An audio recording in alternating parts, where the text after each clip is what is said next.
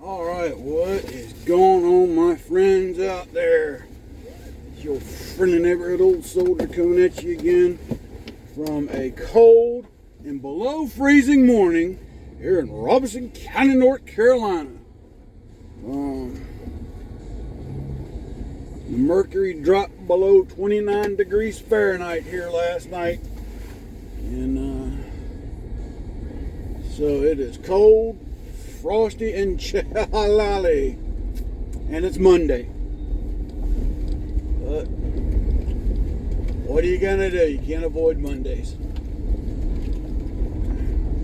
Gotta deal with it once a week, right?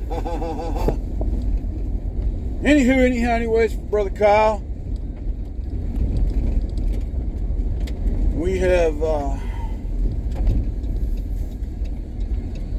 been blessed this week. Other son's in with his wife and our other grandson, and we've just been spoiling them rotten.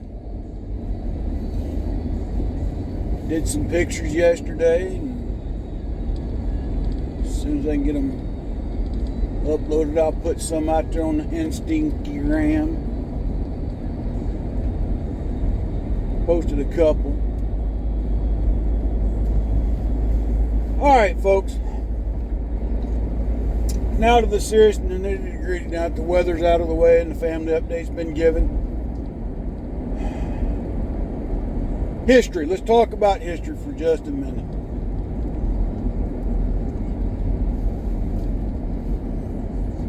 In the 1930s, when a little twerp by the name of Adolf Hitler came to power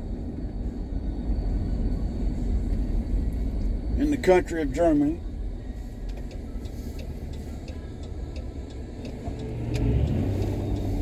one of the first things that they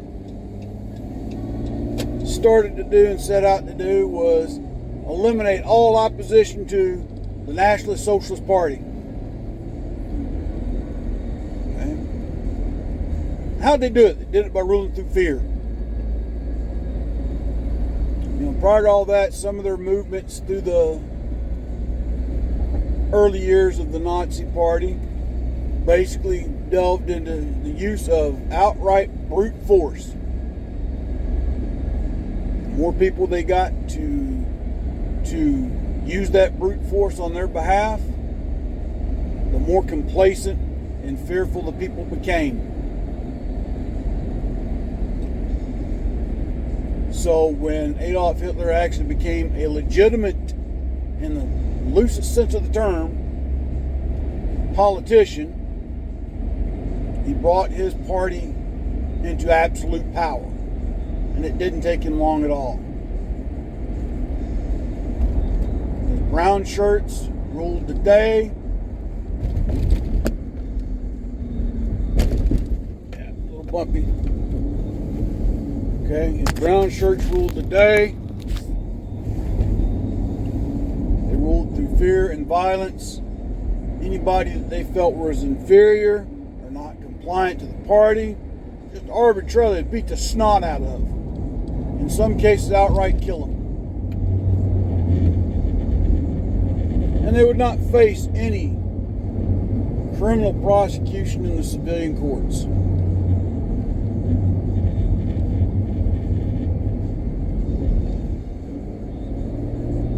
Then there was the Night of the Crystal Knot, which was basically set up to destroy all Jewish business in the country per se. It was definitively done with the sanction of Adolf Hitler and the Nazi Party. Down to the outright eventual, where are your papers? By the way, we need to mark you so we know that you're a Jew. And it wasn't just the Jews that the Nazi Party went after. They are the most prominent that we hear of in history, but the Nazis went after the Gypsies, the Poles. What? Old soldiers, they killed Poles? Go to Warsaw. Not every person in Warsaw was Jewish that they killed. Russia, Not every Russian that they just slaughtered was Jewish. Oh, let's not mention people with birth defects, what we call today special needs children, those that were born with Down syndrome, any type of mental retardation. They were all to be eliminated from the gene pool to make an absolute and pure Aryan nation. Now, I'm not saying what's going on in the world today is for some pure race, no. But the similarities of what they're doing to deal with it across the globe right now are astonishing, shocking. And the fact that people are complying out of fear instead of rising up. You're saying, old soldier, what are you talking about? You go look at Australia. They now have camps that they're setting up for the unvaccinated. Germany. You'd think Germany, of all places, would have learned their lesson. Germany, checking people for their vaccination papers. And if you're unvaccinated, you're to be segregated from the general population.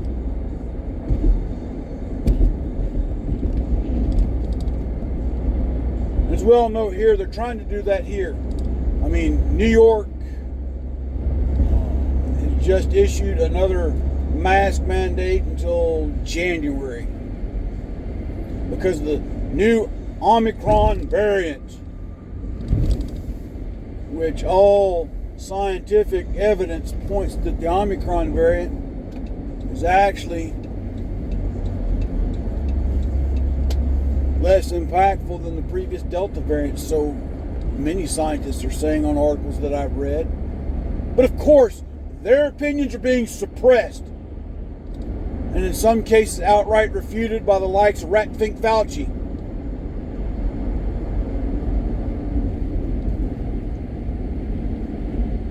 People wonder why I've got a bitter taste in my mouth about the state of things in this nation. Case and example, I told my son and my son-in-law this weekend once again that if they chose to get out of the military right now, I would not blame them in the least. That I would support them 100% in doing so. Oh, soldier, you were a career soldier. Yes, I was a career soldier. But nowhere in my 22 years of service to this great nation of which we live have I ever seen the abysmal lack of leadership that's coming from the Department of Defense and the White House.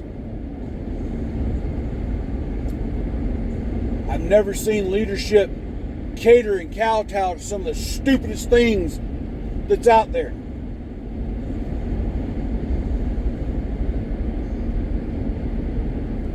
It amazes me that in 20 short years, I think in 20 years that's short, yes, in the bigger scheme of things, that our military has gone from a fighting force capable of defeating any enemy known on the face of the earth to one now that, you know, the touchy-feely, I got to feel good about myself training is more important than training our soldiers to be war fighters.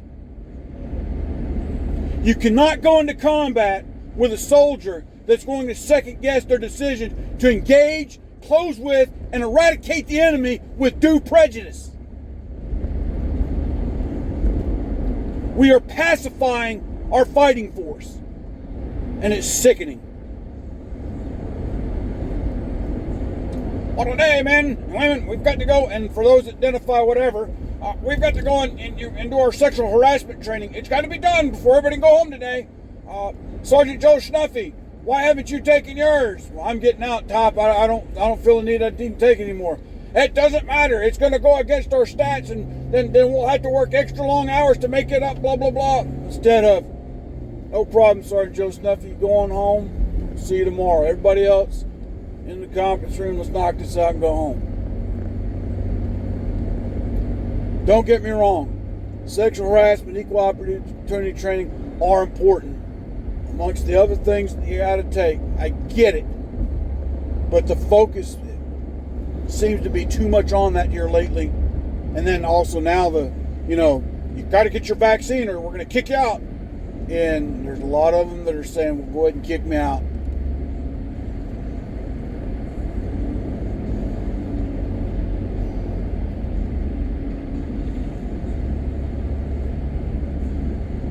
And again, it's a further division of the nation.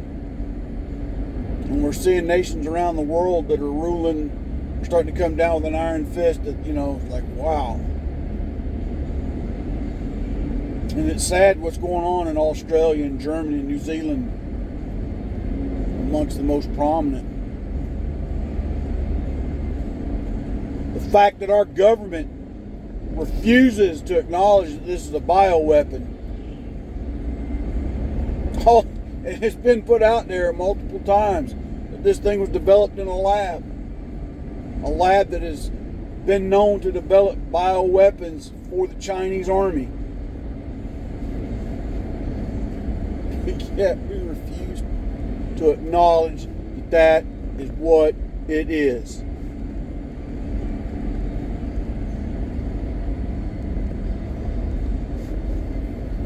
Shoot, at least President Trump hit on it that it probably was.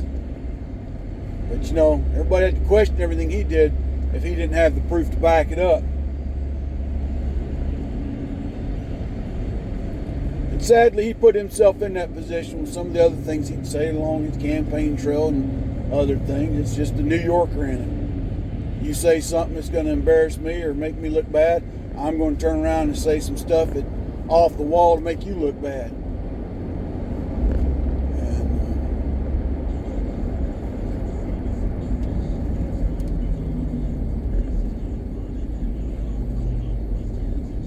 It's just ridiculous, folks. Well, anyway, I'm driving once again to pick up my daughter and my grandson. He's got to get his third set of inoculations today. That's proof the old soldier's not anti-vax. There are certain vaccines and inoculations I think everybody needs to have. But I tell you, if my daughter said if she said she didn't want to do that with her child, I'd support her. I'd support her 100%.